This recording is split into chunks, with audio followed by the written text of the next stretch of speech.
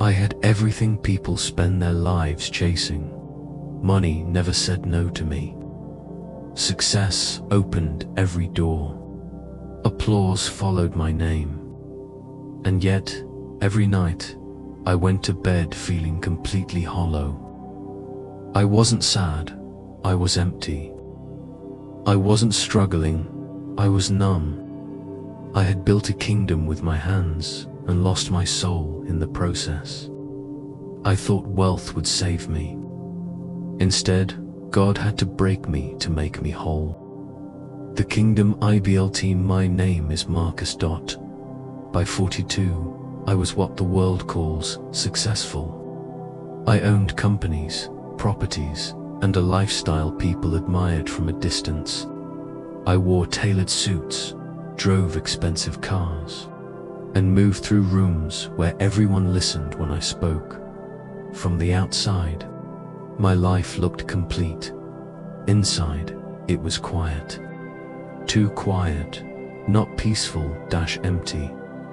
I had climbed every ladder I could see, every promotion, every acquisition, every deal that promised more. And each time I reached the top, the satisfaction lasted just long enough to make me chase the next thing. I told myself this was ambition, that this was how winners lived. But late at night, when the noise stopped and the lights went off, I felt it, the echo, a hollow space no amount of money could fill. I didn't talk about it. Men like me don't. We solve problems. We don't confess them. The cost of wine and sexes demanded everything: time, relationships, rest. I missed birthdays and called it discipline. I skipped vacations and called it focus. I neglected friendships and called it efficiency. My marriage became polite and distant. Conversations turned transactional. We lived in the same house, but on different planets. People didn't know me. They knew my position, and honestly, I didn't know myself anymore either. I tried filling the emptiness with distractions, travel, entertainment, status. I bought silence with luxury and called it peace. It worked, until it didn't. The emptiness grew louder. When money couldn't fix my teeth, the first panic attack hit me in my office. No warning, no reason. My chest tightened, my heart raced.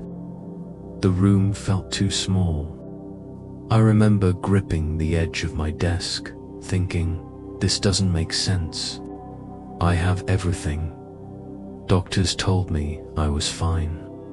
Stress, they said. Burnout, they gave me advice. Rest more. Slow down. I nodded and ignored it, because slowing down meant facing the silence. And I was afraid of what? I'd hear the crack in the arm. Call came on a Tuesday morning. One of my biggest deals collapsed overnight. A partner walked away. Investors pulled out. Stock dropped. Headlines followed. For the first time in years, I felt something real. Feared I worked harder, pushed more, controlled tighter. But the harder I pushed, the faster things unraveled. My marriage didn't survive the pressure. She left quietly. No fight, no drama. I don't know who you are anymore, she said. Neither did I. Rock bottom in a PNTHUS. Rock bottom doesn't always look like poverty. Sometimes it looks like standing alone in a luxury apartment, surrounded by things you don't care about, realizing no one is waiting for you. That night, I poured a drink and stared out at the city skyline I once loved. And for the first time, I admitted the truth. I was empty. I was lost. I was afraid money had given me comfort, but no meaning. Control, but no peace. I whispered words I had never said before. God, if you're real, I don't know how to live like this anymore. I didn't expect an answer. When God broke me, God didn't respond with comfort. He responded with collapse. More deals fell apart. My reputation cracked. Friends disappeared when influence faded. Invitations stopped coming. Everything I had used to define myself, gone. First. I was furious. I blamed everyone. Circumstances, luck, God, but beneath the anger was something deeper. Relief. I didn't realize how tired I had been, how exhausted from pretending I was fulfilled. For the first time, I had nothing left to protect. And that's when God finally had my attention. The moment of SURA one morning, sitting alone at my kitchen table, I broke no speeches, no strength, just tears. I can't do this anymore, I said out loud.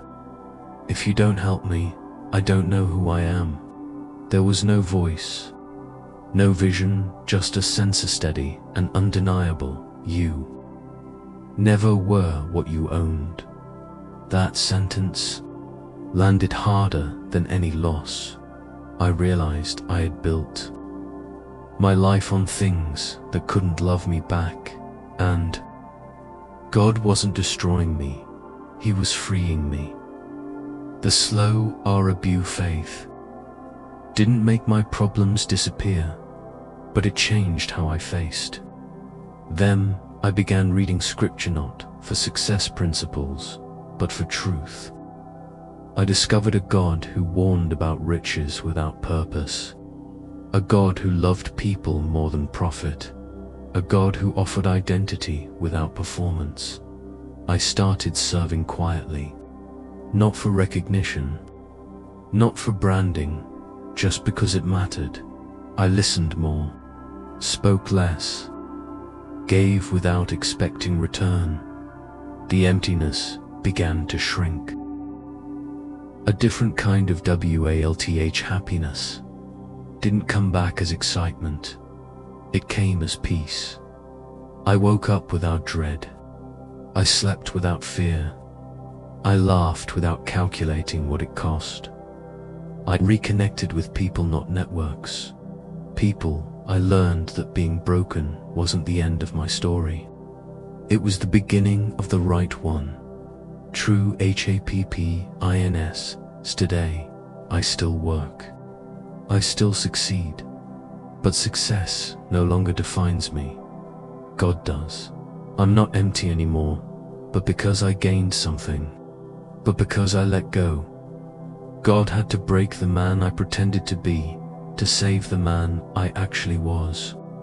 And in losing everything I trusted, I found everything I needed. Closing message perfect for YouTube ending: if you're successful but empty, if you're rich but restless, if you're winning but still lost, hear this: God doesn't break you to destroy you. He breaks you to free you. And what feels like collapse may be the moment God finally gives you life.